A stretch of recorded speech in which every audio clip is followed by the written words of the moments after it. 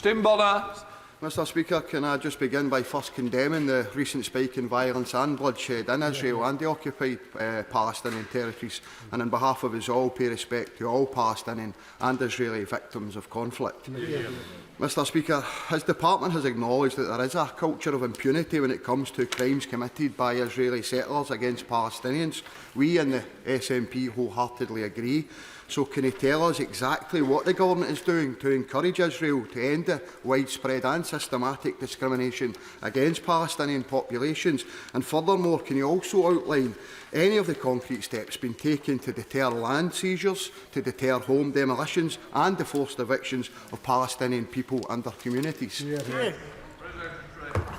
Mr Speaker, the UK enjoys a very strong bilateral relationship with Israel, and that allows us to raise issues where we disagree.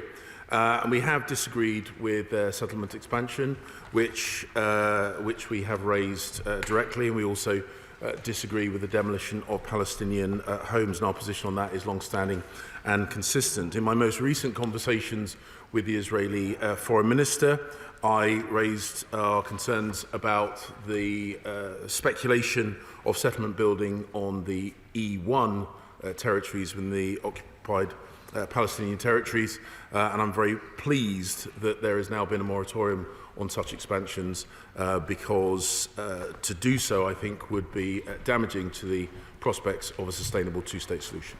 Liz Hayes. Thank you, Mr Speaker. In February, I visited Masafa Yatta in the South Hebron Hills, where the Israeli government is planning to evict over 1,000 Palestinians from their homes. This sits alongside President Netanyahu's election pledge to annex West Bank settlements amounting to 30% of the territory, while Finance Minister Smotrich recently said the village of Humara should be wiped out. Can I ask the Foreign Secretary whether he has raised these matters with his Israeli counterpart, and how does he intend to ensure that the new Israeli government abides by its obligations under international law? We do raise the issues of settlement expansion with the government of Israel. And indeed, we have raised, I have raised with my Israeli counterpart the need for a careful use of language, and have raised with both my Palestinian and Israeli counterparts the need for all of us to try and find ways of de-escalating the tensions. At this stage, I think that must rightly be the priority of all of us, whilst we continue to work with the Israeli government on making sure that we keep a sustainable two-state solution alive. Andrew Gwynn. Thank you. 5 years ago, the British government became the first in the world to endorse a concept of an international fund for Israeli and Palestinian peace.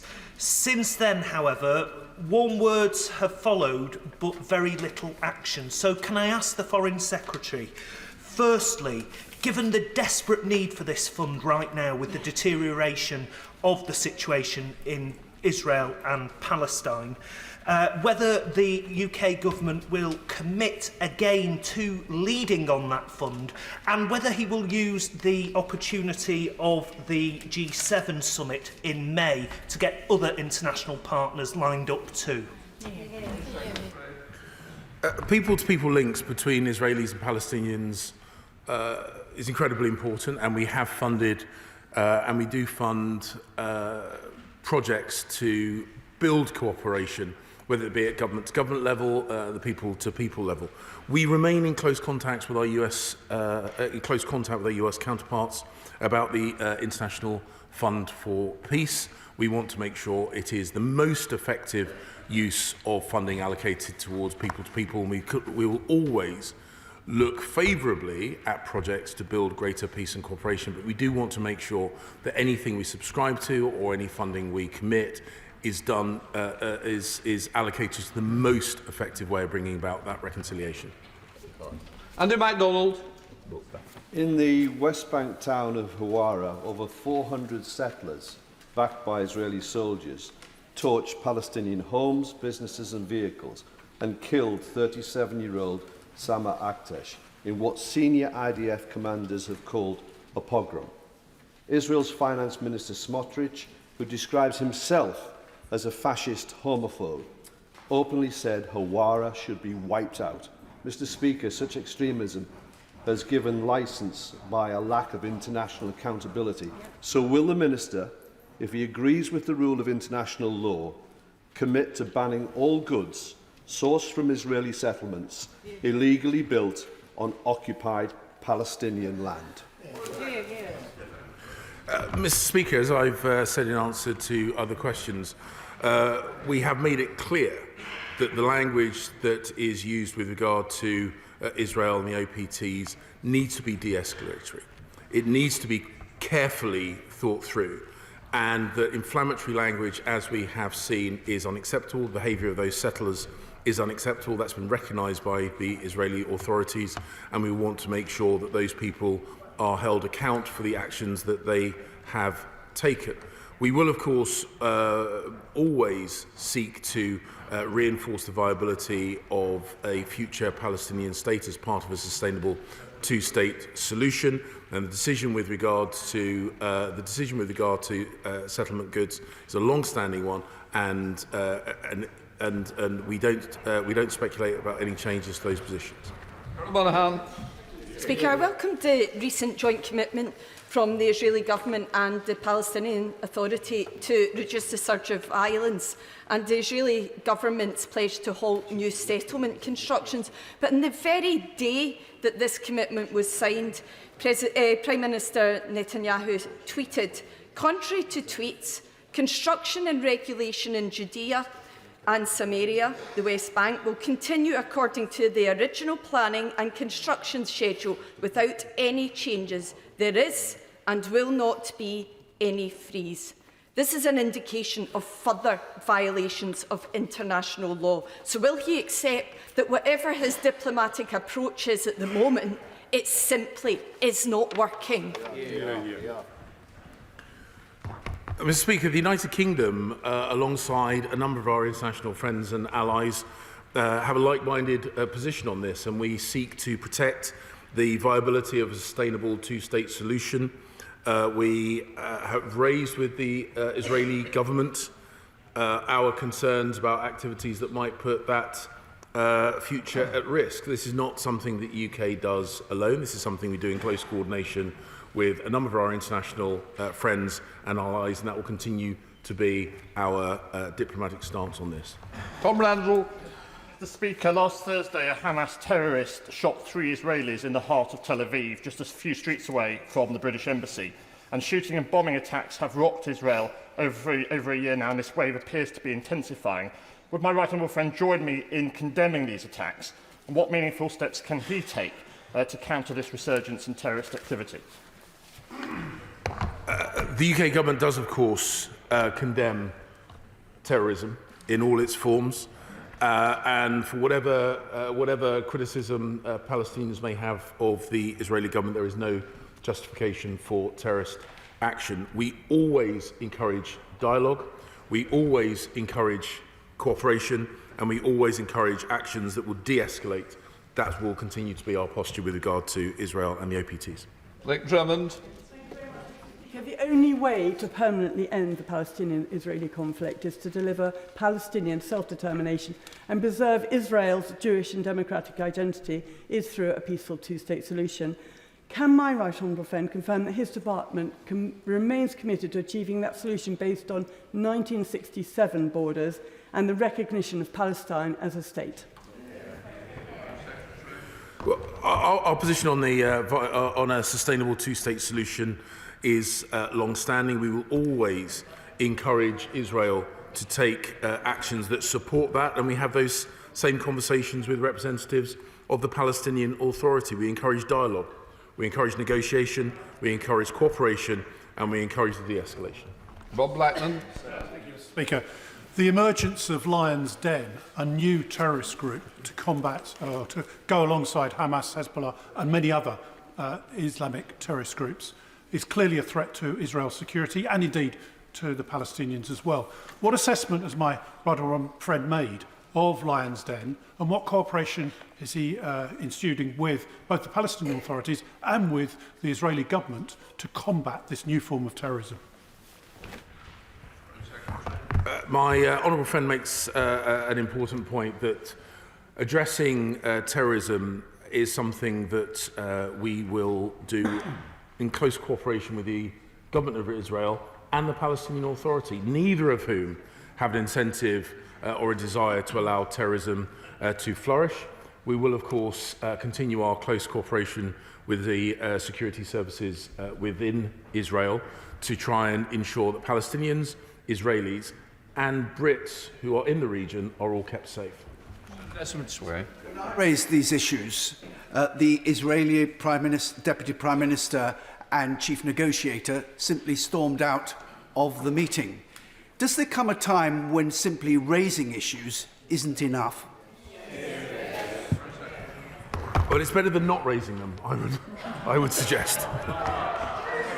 Shadow Minister Fabian Hamilton.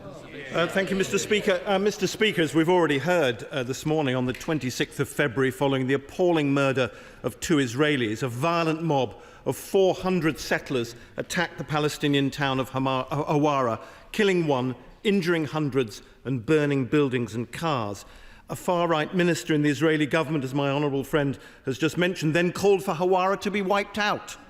Now, this shocking incident is part of the deteriorating situation in the occupied West Bank and the wider problem of settler violence, for which too often no one is held to account. So I ask the Foreign Secretary again, will the government press the Israeli authorities to condemn and crack down on these shocking incidents of settler violence?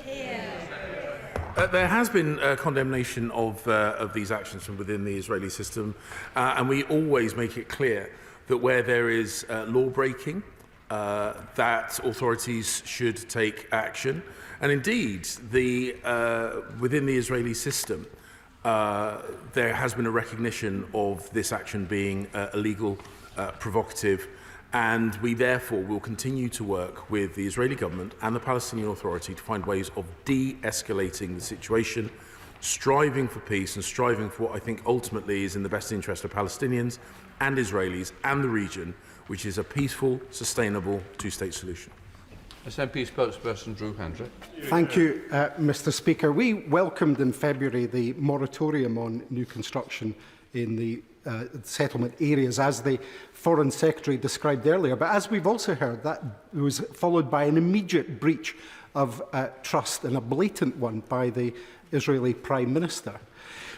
When he's raising issues, he says it's better to raise issues than not raise them. How does he do that? And how does he measure the success of raising those issues? Because we see absolutely no evidence of that success here. Well, I don't think it's news to anyone in the House that the situation in Israel and the OPTs is complicated and long-standing. We are not the only country in the world that raises these issues, and we will continue to raise the important issues. We're able to do so because we have a strong working relationship with both the Government of Israel and the leadership of the Palestinian Authority. As I said, I had conversations with both very recently. We will continue to work at as I say, I think is in all people's interests, which is a sustainable two-state solution. We will not be fatalistic about it. We will not give up just because it's difficult. If he thinks we should walk away from it just because it is a long-standing challenge, well, that's up for him. We will not abandon the Israelis or the Palestinian people. We will continue working for what is a sustainable two-state solution. Liz Twist. Question 2, Mr. Speaker. With permission, Mr. Speaker, I will answer questions 2 and 7 together. Ensuring 12 years of quality education for all girls is a British government priority. We run bilateral education programmes in 19 countries, and our Girls Education Challenge programme is supporting 1.6 million girls to secure a quality education. Liz Twist. Thank you, Mr. Speaker. During its G7 presidency, the UK introduced 2 global targets for improving access to education for girls in low and middle income countries by 2026. Can the Minister say what progress the government is making in this area, when it expects the targets will be met, what coordinating role the UK is playing, and if he will centre the voices of girls and young women, including those most impacted by inequality and discrimination, in delivery of the targets? Well, the Honourable Lady is entirely right. Those two specific targets were a major priority for the UK G7 presidency in 2021, and prioritising foundational learning, reading, writing and counting well, is at the heart of that, and we are on track to complete both those two targets by the agreed date at the G7. Weston. Thank you, Mr. Speaker. Since the fall of Kabul, some 850,000 girls have been prevented from attending school by the Taliban. Recently, pupils at St Matthew's C.V. Primary School in Stretford undertook a whole school march in solidarity with the plight of Afghan girls denied an education. They have done all they can to raise awareness of this important issue.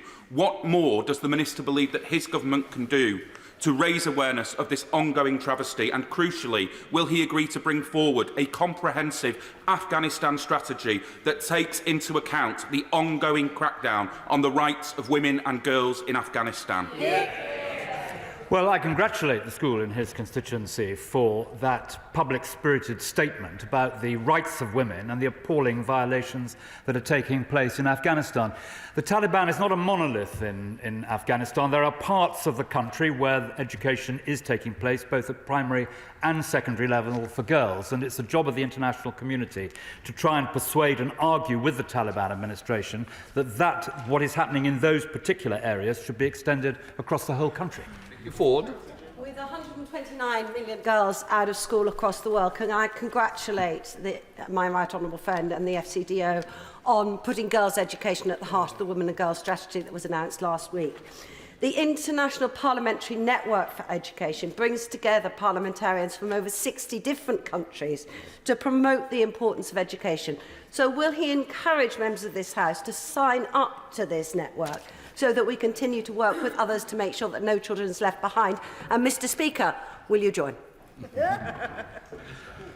Well, I'm certain, Mr. Speaker, that if you were to sign it, most colleagues will follow your lead. My right honourable friend has done a great job herself on this area. Between 2015 and 2020, the UK supported over 8 million girls getting into school, and 65% of those girls were living in fragile countries.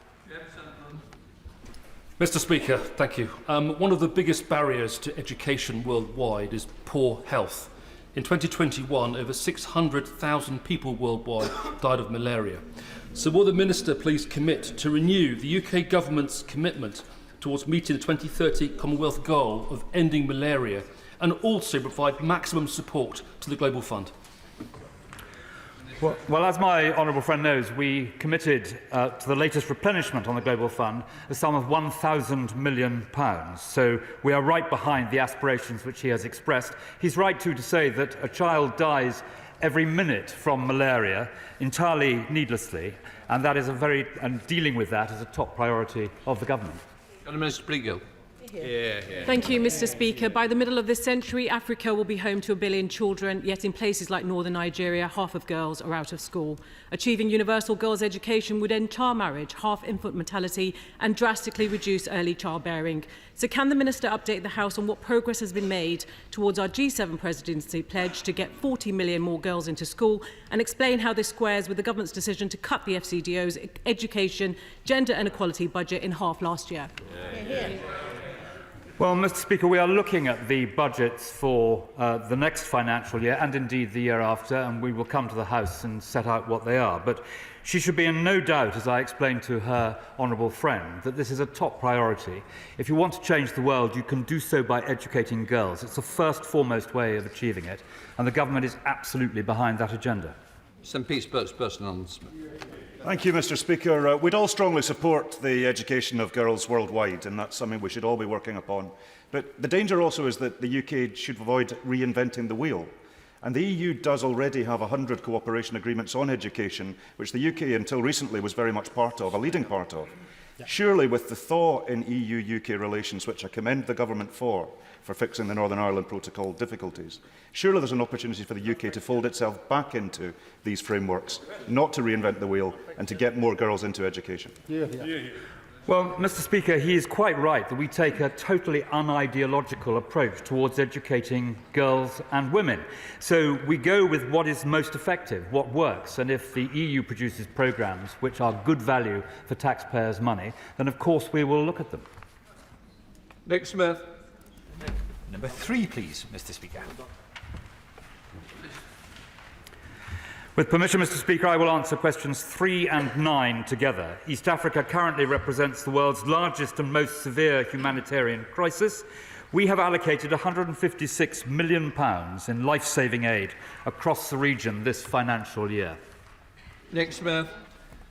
Thank you, Mr. Speaker. Oxfam estimate that one person is likely to die every 36 seconds in East Africa due to food insecurity.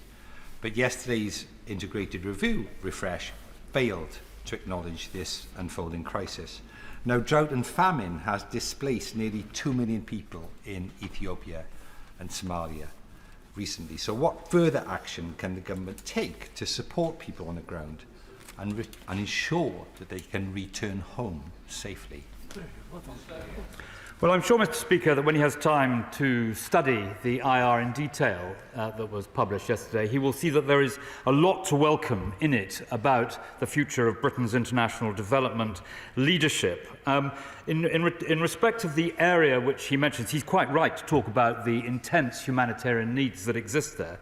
In Ethiopia, we are helping to deliver humanitarian support to 8 million people alongside efforts to promote water conservation. In Sudan, 320,000 vulnerable people are thanks to British assistance for food support. In South Sudan, 200,000 are getting emergency food and nutrition. And in Somalia, where I was in December, since 2018, 4.4 million people have received water, sanitation and hygiene support from Britain, and 3.2 million have received emergency food. So he may rest assured we are absolutely on the case on this and doing everything we can to support the international effort to counter what may well be this year the 5th year of drought. The £156 million that the Minister referred to of aid is 5 times less than provided by the UK government 6 years ago for a milder crisis. In a week where we are talking about displaced people, we are facing an exodus on biblical proportions in East Africa. What more can this government do to help those communities stay in their homes? Well, he's absolutely right that the whole aims of British development policy are to help people remain in their own homes and be safe and secure and indeed prosperous there. What we are seeing in the Horn of Africa is an immense crisis of extraordinary proportions, which the whole international community has to respond to, not only with money, but also with skill and expertise. And British leadership is right at the front of that. Sir James Dedridge.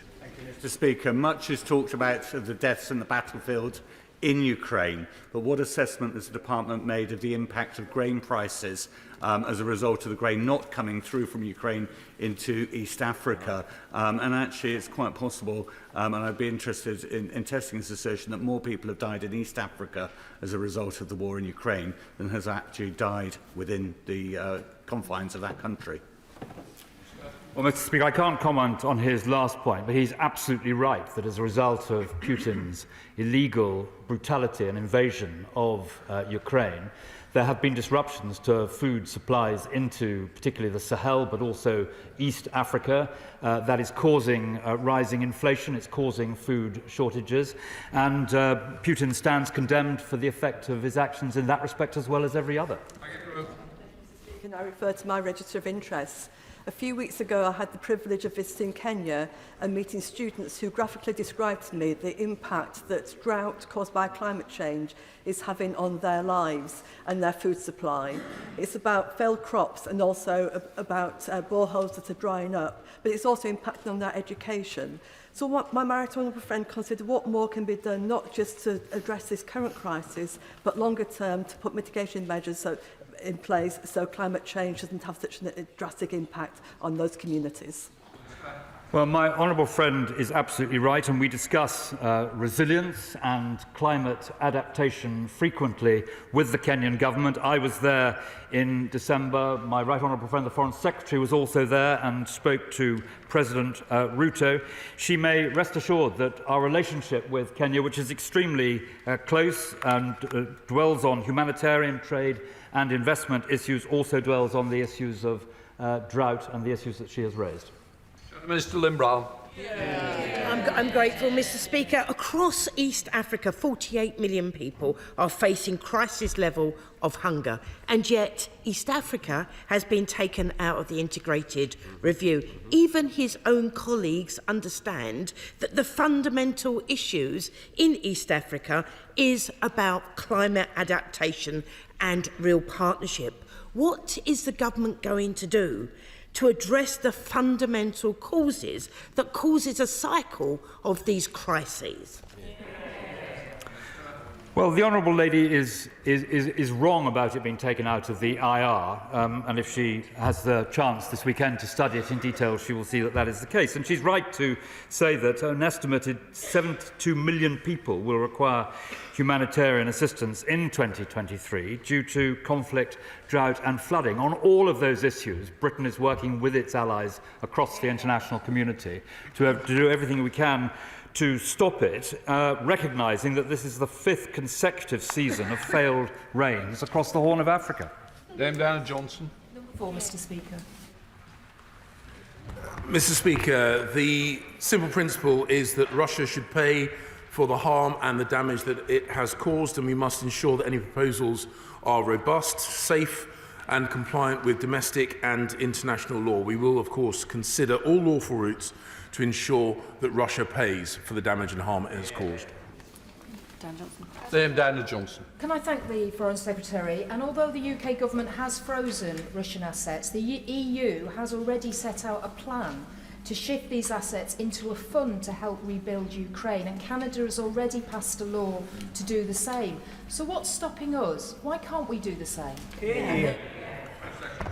Mr Speaker, both those projects are still in train. Neither of them have come to a conclusion. No country has liquidated frozen assets. And as I say, anything that we do needs to be in complete compliance with both domestic and international law. Speaker, reconstruction of Ukraine will also require rehabilitating and helping women. And so can I ask, in the wake of what we've done on preventing sexual violence and conflict, what steps we're going to be able to take and how we can help those who have been victims of sexual violence? I pay tribute to my honourable friend for the work that he's done in this area for many, many, many years. I'm very proud of the fact that the UK has been at the forefront of the campaigns for preventing sexual violence and conflict. My noble friend, the Lord Ahmed, organised a conference last year on this very issue. We must ensure that those perpetrators, the facilitators and those ordering this brutality are all held to account, and we will work with international partners to ensure that happens. And Mr Stephen Doherty. Thank you, Mr Speaker. Ukraine's 2023 budget alone has a $38 billion gap, and the damage done to critical infrastructure runs into the hundreds of billions. There is one party responsible, Russia.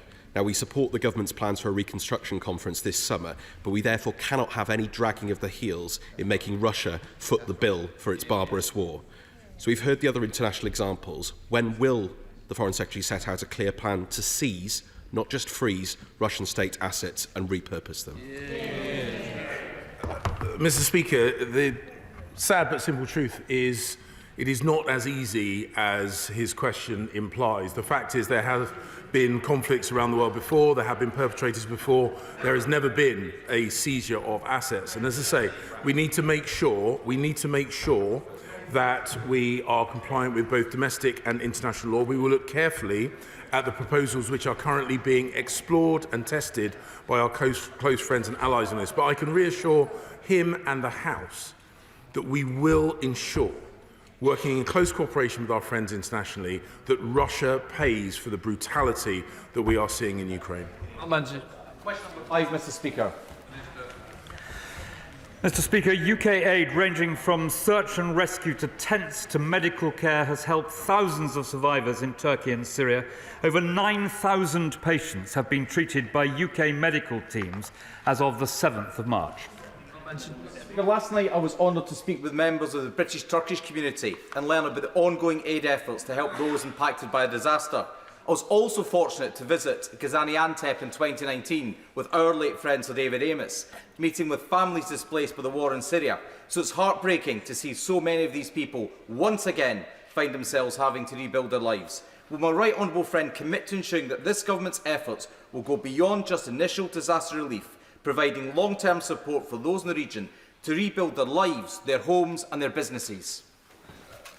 Well, as my honourable friend will know, Britain, for the overall Syria crisis, Britain has contributed since it began something like £3.8 billion, which is more than the whole of the rest of the European Union added together. So we will certainly focus on that. For now, the British taxpayer has found £43 million. The DEC has raised £100 million all across the country. People are magnificently responding to this crisis. And I note that in my own constituency of Sutton Coldfield on Saturday night, there is a concert at St Columba's Church where the Sutton Coldfield Chamber Choir will be playing in order to raise money for Turkish victims. Jim Shannon. Mr Speaker, more than 850,000 children remain displaced after the earthquakes that hit in early February, with many of these children now in temporary shelters. What discussions have had with Turkish officials to ensure that all is done to return children to a place of safety, locate their families and also to educate them? Thank you. Well, he's right on all counts, Mr Speaker, and of course, immediately after the crisis, Education Cannot Wait allocated $7 million to try and make sure that children, particularly who were out of school, could get back into education. And we will continue to ensure that those efforts for people who have suffered so much from the earthquake are remedied in every way that we can. Greg Smith. Number 6, sir. Mr Speaker, the UK will continue to hold the Iranian regime, including the IRGC, to account for its repression. We have imposed sanctions upon those individuals who have been involved in the repression of women in Iran, and we continue to sanction the IRGC in its entirety. Order. Mark, okay, just 2 questions. Greg Smith. Thank you, Mr Speaker. I'm grateful to my right honourable friend for that answer. But the evidence of the IRGC's brutality in Iran, particularly towards women, is clear. The evidence of their wider malign influence in the region is clear. Likewise, their links to supporting Russia and their reach to Europe, including threats on these, our own shores. So how much more evidence does my right honourable friend and the government need to see before the government does what I've asked many, many times in this chamber to do and prescribe the IRGC? As I say, the IRGC is already sanctioned in its entirety. Where it is involved with illegal activity, our security forces and police forces take actions, and I commend the actions that they take.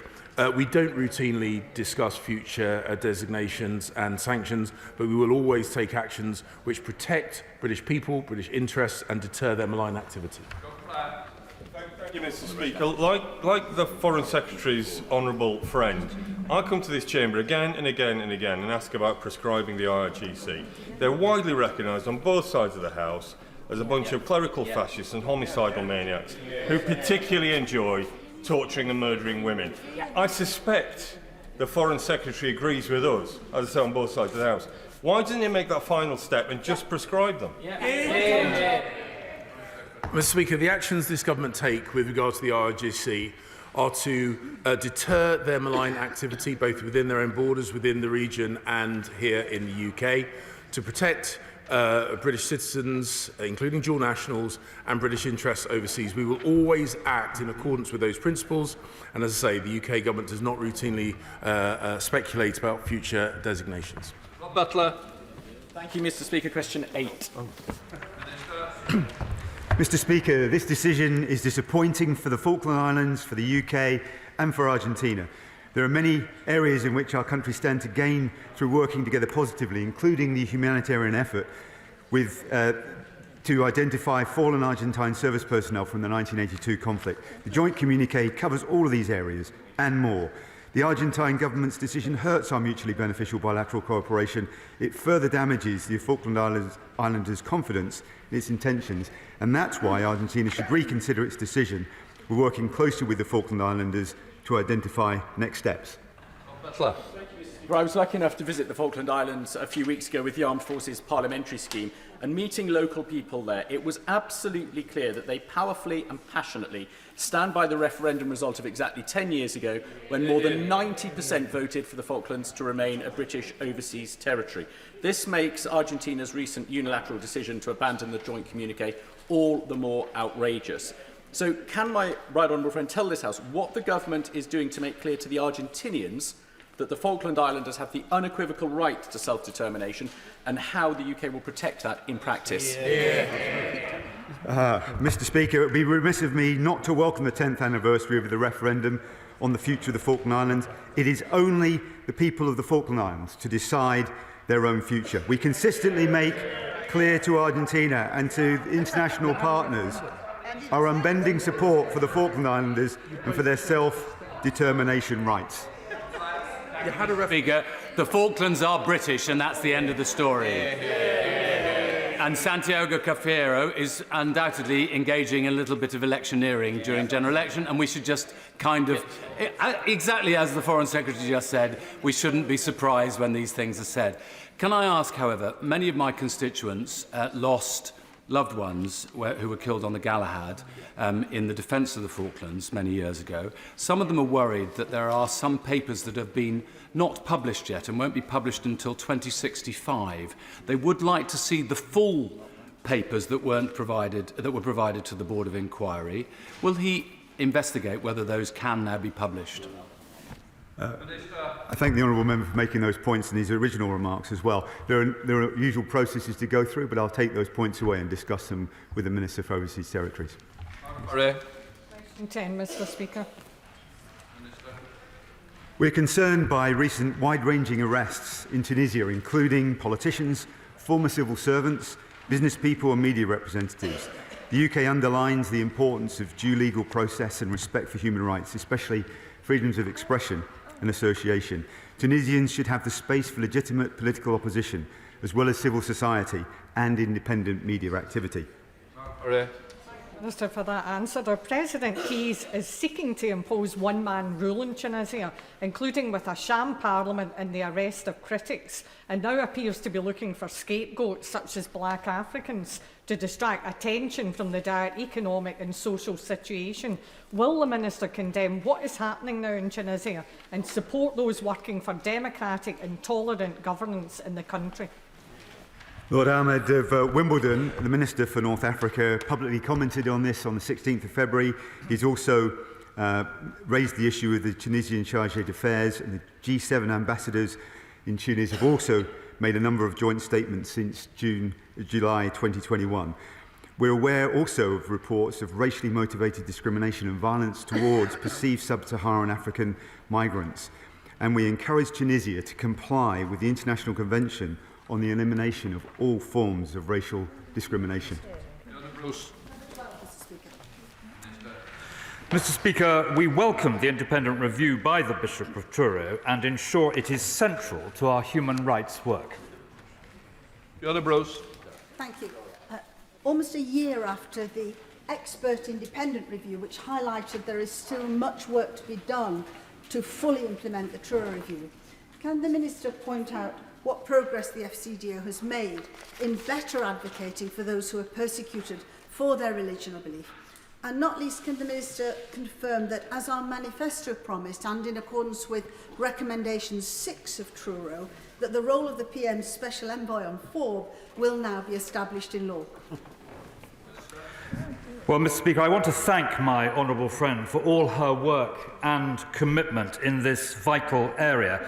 And who can doubt that my honourable friend, like our honourable friend for Gilliam and Raynham before her, is the very personification, the essence of how this role should be performed.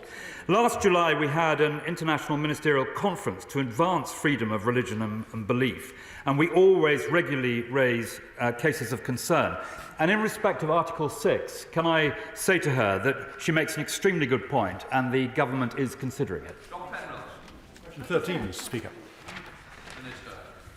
Mr. Speaker, we are working with a range of jurisdictions, including G20 nations and global financial centres, to promote beneficial ownership, transparency, and to make it a global norm.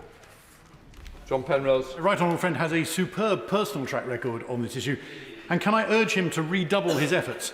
Would he accept that transparency about who owns what means that oligarchs, kleptocrats and crime lords have fewer places to stash their dirty cash, and is the single cheapest and most effective measure any country can take to cut the social and economic costs that international criminality imposes? And would he further accept that it becomes ever more powerful as the network of truly transparent jurisdictions grows? Well, Mr. Speaker, open registers of beneficial ownership are extremely important, and he and I, and indeed the Right Honourable Lady for Barking, did a lot of work on that from the backbenches, and that is now government policy.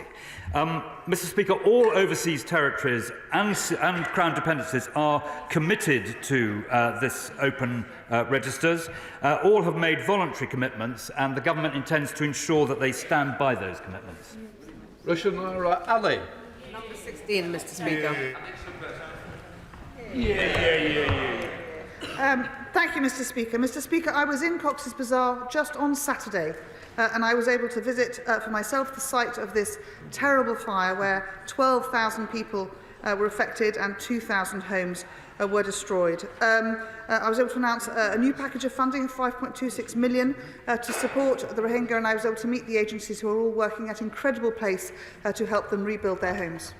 Rushanara Ali. I thank the Minister for her answer and for paying that important visit. She will be aware the UN Food Programme announced that it's been forced to reduce rations to Rohingya refugees by 17% because of wider funding cuts. And despite the recent announcement she's made, since 2020, the UK aid budget to the Rohingya refugee crisis has gone down by about just over 80%. How can that be justifiable for a population that's faced genocide at the hands of the Burmese military? And has she had discussions with the Chancellor about restoring the overall aid budget? For that is the best way to ensure we tackle refugee crisis. Mr. Speaker, the UK has been a leading donor to the Rohingya crisis, providing over £350 million since 2017. Last week at the UN, the Joint Response Plan was published, which is only so far just over 40% funded, so we will be working with our friends across the world to find the funding to support that completely. Number 18. Mr. Speaker, I had the pleasure of meeting all the front-runner candidates ahead of the election, and officials have continued engagement with a range of counterparts throughout. Thank you, Mr. Speaker. The UK has a vibrant and engaged Nigerian diaspora. I know I count myself as one of them. Now, Indi, Igbo, North East England, in my constituency, have expressed concerns at serious failures of technology, security and communications in last month's presidential elections, as has the European Union. Given that the government have provided financial support to Nigerian civil society on election integrity and technical advice to the Nigerian Independent National Electoral Commission, what does the Minister think went wrong?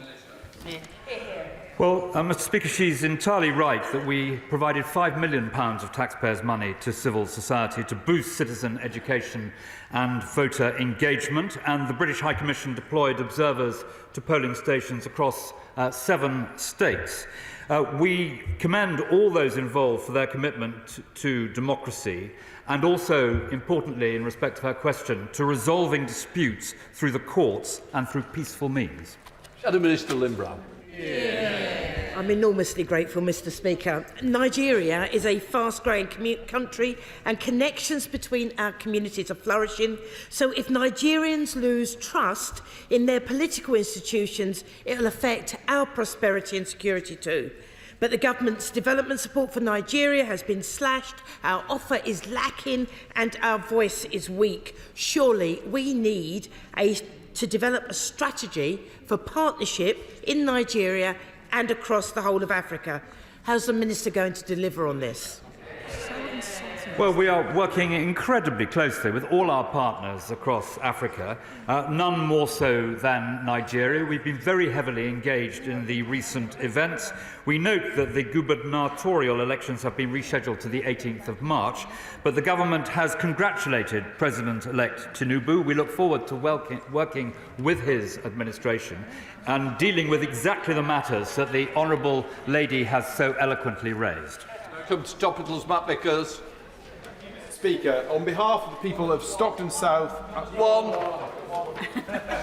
Secretary. Thank you. Mr. Speaker, yesterday I set out how the government will ensure the country remains safe, prosperous and influential. In San Diego yesterday afternoon, the Prime Minister, alongside President Biden and Prime Minister Albanese, announced how we will deliver a multi-billion-pound conventional armed but nuclear-powered submarine capability to the Royal Australian Navy. Last month, we negotiated the Windsor Framework for Northern Ireland with our European Union colleagues, and last week, the UK-French summit, we struck a deal that will help stop the boats from bringing illegal migrants to the UK. On Ukraine, the UK stands ready to provide a further $500 million of World Bank loan guarantees to cover the cost of vital government services. We're accelerating the delivery of a £2.3 billion worth of military aid and Challenger tanks, and we'll keep... Speaker, on behalf of the people of Stockton South, I would like to offer our deepest condolences to the families of victims of last month's devastating Turkish-Syrian earthquake.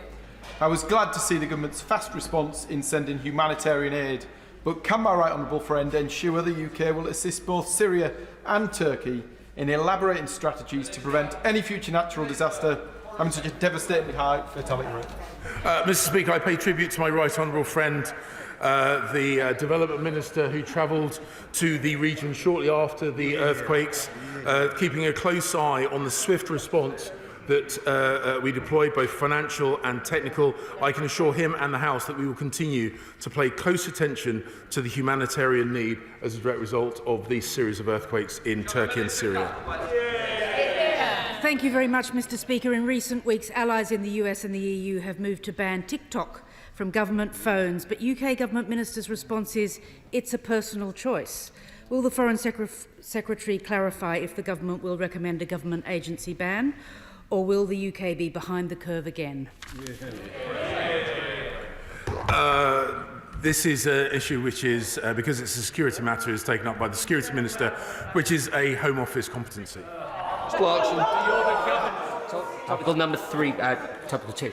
Oh, right, OK, sorry. Last week, the UK warned that the regime in Tehran is now dangerously close to actual weapons-related activities after Iran was caught enriching uranium to 83.7% by the IAEA. Considering Iran has systematically escalated its nuclear activities in the face of diplomatic efforts, does my right honourable friend agree with me the time has now come for a snapback of sanctions as enshrined in the JCPOA? We continue to work closely with our international partners and with the leadership of the IAEA on Iran's nuclear activities.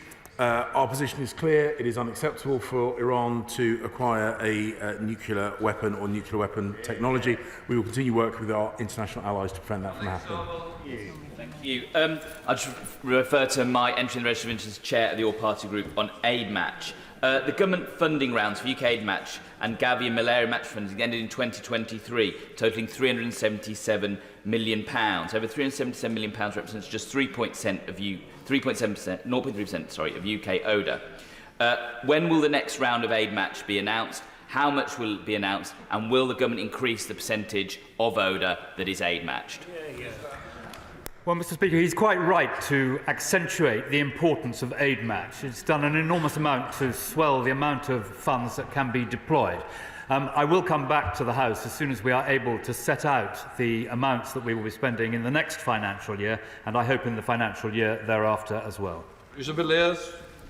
Some striking parallels between the 2022 invasion of Ukraine by Russia and the 1974 invasion of Cyprus by Turkey. Both involved aggressive incursions into the sovereign territory of another country, So will the Foreign Secretary call on Turkey to remove its troops from Cyprus and enable Cypriots to determine their own future?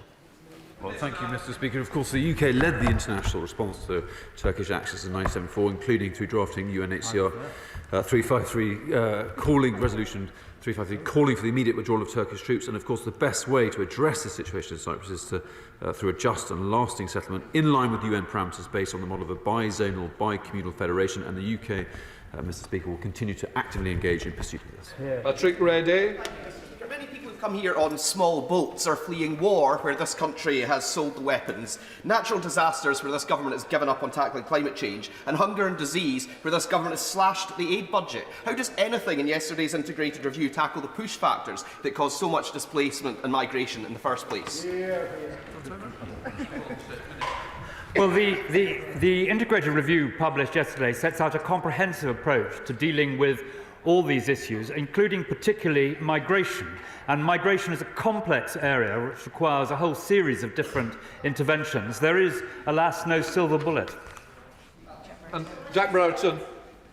Mr. Speaker, the behaviour of Iran is increasingly concerning. As my honourable friend from Buckingham said earlier, the particular behaviour of the IRGC is particularly concerning. So what will my right honourable friend be doing more to tackle this threat, and particularly be working with our allies to make sure we attack this threat head on? Mr. Speaker, we have sanctioned both individuals and entities in response to their malign behaviour, including the sanctioning of the IRGC in its entirety. We will continue to work very, very closely with our international allies and friends in the region to deter Iran and the IRGC from further such actions. Thank you, Mr. Speaker. I was in Ukraine 2 weeks ago where I heard stories of horrific war crimes being used against by Russian forces against the Ukraine people, including sexual crimes and rapes against children as young as 4 and women as old as 90. So what is the government doing to ensure a special tribunal for the crime of aggression is going to be set up?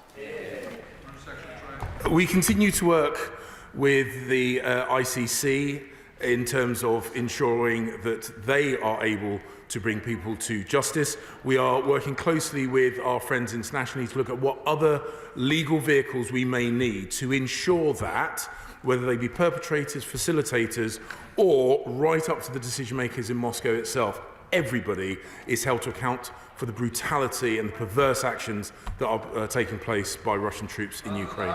So bottomly, the Kingdom of Saudi Arabia, after giving assurances they wouldn't be carrying out death penalties, just executed Hussein Abu al-Khair, father of 8. Will the Foreign Secretary try to arrange later this week to make a statement to the House on the ramifications on our relationships with Saudi Arabia, recognising there are people like the 14-year-old Abdullah al-Hawiti, who was tortured into making a confession for a crime he couldn't have committed? The UK strongly opposes the death penalty in all countries and circumstances. We regularly raise our concerns with the Saudi authorities. Saudi Arabia is well aware of the UK's opposition to the death penalty. Liz Twist. Thank you, Mr. Speaker. And following on from the Father of the House, on Sunday, Hussein Abu al-Khair was executed in Saudi Arabia, despite allegations he'd been severely tortured and despite calls from the UN High Commissioner to halt his execution. And last year, the number of people executed in Saudi Arabia reached a record high, with 81 people killed in a single day. So can the Minister explain further how the UK is working with our international allies? As I said, we strongly oppose the death penalty in all countries and circumstances. And as far as the al-Khair situation, Lord Ahmed raised the case with the Saudi ambassador, with the Saudi vice foreign minister, and the president of the Saudi Human Rights Commission on multiple occasions since November, and including his visit to the kingdom in February. Committee, Alicia Cairns. The abduction, so-called re-education and illegal adoption of 6,000 Ukrainian children is an act of genocide. So far, the UK has only sanctioned 2 Russian governors complicit in this activity, which clearly has been learnt from China and Tibet and Xinjiang. So will we now back Avaz's campaign and sanction the further 8 individuals responsible for this, including those directors of so-called boarding houses for Ukrainian children? Mr. Speaker, the abduction forcible deportation and, to all intents and purposes, kidnap of Ukrainian children is a terrible and perverse act. I can assure my honourable friend and the House that we will not rest until the people who are involved in this are held to account. She will know that we do not routinely discuss future sanctions designations, but I can assure her we look very, very closely with our international partners at this terrible, terrible state of affairs.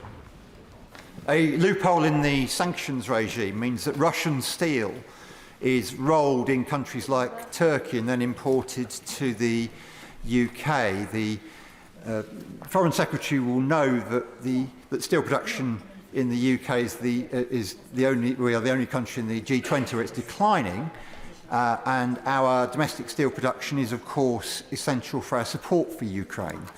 So, will he follow the lead of the EU, which is closing the loophole on this practice, and tell us when the UK will also close the loophole?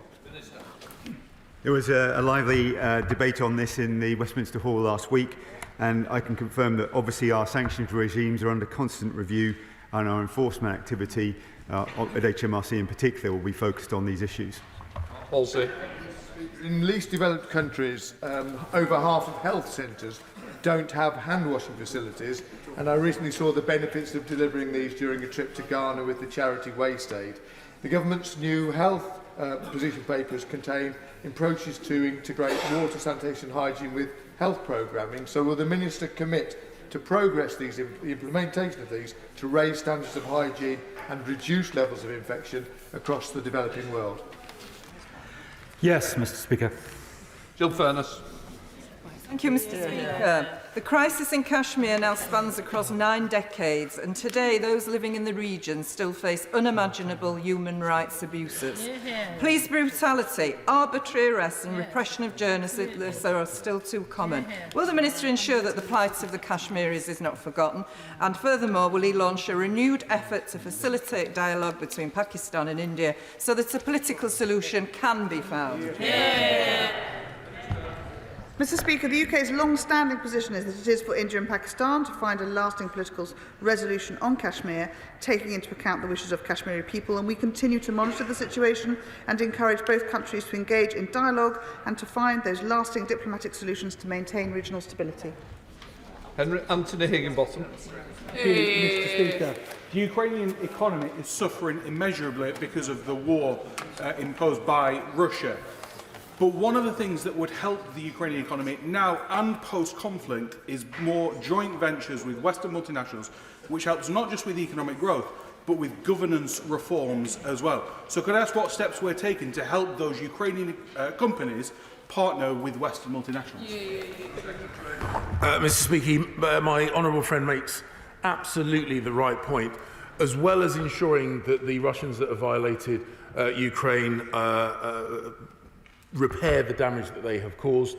Of course, there will be a need for a long-term relationship to rebuild the Ukrainian economy. The UK Export Finance will help British-based companies help Ukrainians rebuild their homeland once we have helped them successfully defend themselves against this invasion.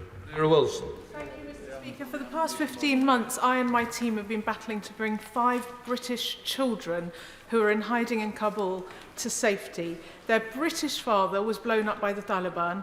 Their Afghan mother won't be granted a visa by the Home Office, and they're too young to travel alone. Neither the Foreign Office nor the Home Office are responding to my correspondence on this case.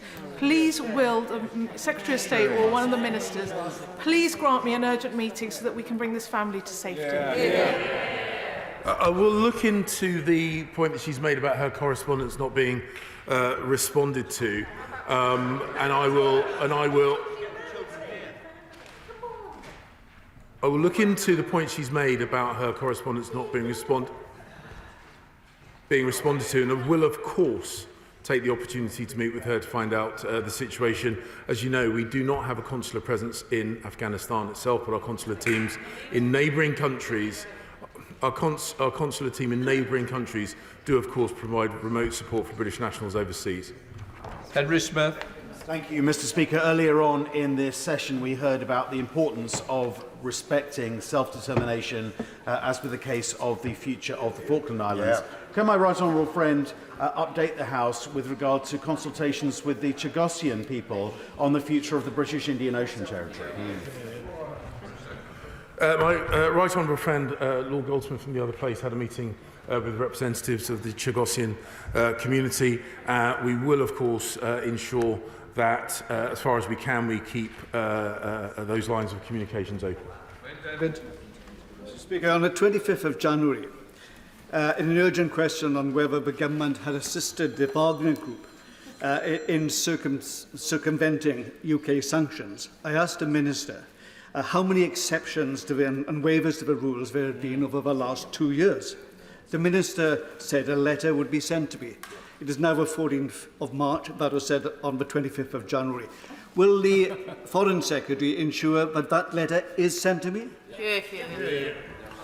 Thank you for bringing that to my attention. I will ensure that I find out why there's been such a protracted delay and ensure that he gets a response in good time. Sir Jeremy Wright. Speaker, whether China is a threat, a challenge, an opportunity, or all of the above, the UK's response to it will surely be enhanced by better Chinese language skills. Can my right honourable friend assure me that he's doing what he can with colleagues in government to improve the UK's capacity in this regard? Mr. Speaker, in the integrated review published yesterday, we have set out a comprehensive list of tools that we'll be bringing to help us continue and grow our Mandarin speakers and more widely as well. And I recommend all members of the House to have a fulsome read of it in due course. MacDonald. AerCap is the largest provider of commercial aircraft in the world, and after the imposition of sanctions, they required a number of leased aircraft in Russia to be returned. That hasn't happened, and the aircraft have instead re-registered in Russia and continue to fly and operate. Now, I know there's a court case on the issue of loss with the insurance industry, but does the government consider this to be an example of sanctions evasion? Mr. Speaker, it's very difficult for me to come to an assessment based just on the points made in the question. I'm more than happy to look at this in more detail if you would write to me about this or catch me privately. As I say, with regard to the legal action, he will understand, of course, the government can't comment whilst that is ongoing. Kim Leadbeater. Thank you, Mr. Speaker. I recently visited the occupied Palestinian territories, and what I saw made a deep and lasting impression on me. Will the Minister agree with me and with former Israeli Ambassador Ilan Baruch, who I met with yesterday, that the UK and others must stop giving Israel impunity for its illegal actions under international law and once again become serious and active players for peace? I can assure the Honourable Lady that we want nothing more than peace in this region. I have visited the OPTs, I've met with representatives of the Palestinian Authority, and I've met with Israelis. And of course, it is in everybody's interest that we have peace in the region, both for Israelis and Palestinians and for the wider region. And that will continue to be at the heart of the UK foreign policy in the region. Dougan. Thank you, Mr. Speaker. I'm grateful for the many pieces of correspondence I've had from the Foreign Office regarding the death of my constituent's son abroad. Many parliamentary questions and binary interactions across this chamber. Can I ask the Foreign Secretary if he would meet with me to discuss the finer points that will allow my constituent closure in this case? Mr. Speaker, I know the honourable gentleman has been a great champion and advocate for his constituent and that officials have continued to keep him informed and I will be happy to meet with him to discuss that more fully if he wishes. Thank you, Mr. Speaker. British nationals Morad Tabaz and Mehran Rauf still remain incarcerated in Iran. What's the Foreign Secretary going to do to bring them home? I can assure the Honourable Lady that we continue to make every effort to support British dual nationals in Iran, those in incarceration. This remains an ongoing piece of work, and she will understand that it is not always possible for us to go into details. It's not always in the best interest of the individuals for us to go into details, but I can assure her this remains a priority for the UK, and one of the reasons why it's important that we maintain a bilateral diplomatic relationship with Iran. Thank Thank you very much indeed, Mr. Speaker. The Foreign Secretary should be well aware of the huge demonstrations in Israel opposing the government's plans to control the judiciary, which will undermine the rule of law, a situation described by the President of Israel yesterday as very serious. Does he share President Herzog's concerns? I mean, ultimately, of course, the government of Israel needs to understand it has a responsibility to the people of Israel. We always suggest that when there are protests, that governments listen to why those protests are happening, and of course, we want to see Israel abide by the rule of law. Thank you, Speaker. The Russell Group has coordinated new research highlighting the scale of the ongoing delays in ATAS, which is having a detrimental impact on students, research projects and universities. And these delays have already led to businesses retracting funding and PhD applicants withdrawing from UK opportunities. Will the Minister, what discussions has the Minister had with his Cabinet colleagues about this, and will he meet with me to discuss the findings of the Russell Group? Yeah. We recognise that international students coming to UK universities is an incredibly important part of our economy. It's important for our soft power internationally, and of course it's one of those things where the knowledge that those students take back to their countries of origin helps those countries as well. We recognise how important it is, and I will continue to work with other government departments to ensure our international offer to students remains top quality. Thank you, Mr. Speaker. The global crisis of malnutrition now threatens the lives of 200 million people. So will the Development Secretary look to support my early day motion 951 that seeks to welcome the Bridgetown agenda that will transform the mission, the model and the money in the global finance development architecture, because now is not the time for half measures? Mr. Speaker, the right honourable gentleman be aware that government ministers don't normally sign early day motions, but in respect of his point about Bridgetown, there is no more important agenda around internationally. We need to ensure that we turn billions into trillions, as the rich world has promised repeatedly at recent COPs, and the Bridgetown agenda is in very large part the way you do that. Thank you very much, Mr. Speaker. I was honoured to attend the UN Commission on the Status of Women last week and heard from the World Association of Girl Guides and Girl Scouts about their She Surfs Freedom Survey, which highlighted the impact online harassment, misogyny and abuse is having on girls around the world. So can I ask what actions he intends to take to work with partners to ensure a free and equal digital future? Well, she's making a very good point, and I will study the results of those events if she will make them available to me. And then the government will consider what, in addition to what it's doing already, it may be able to do. That completes the questions.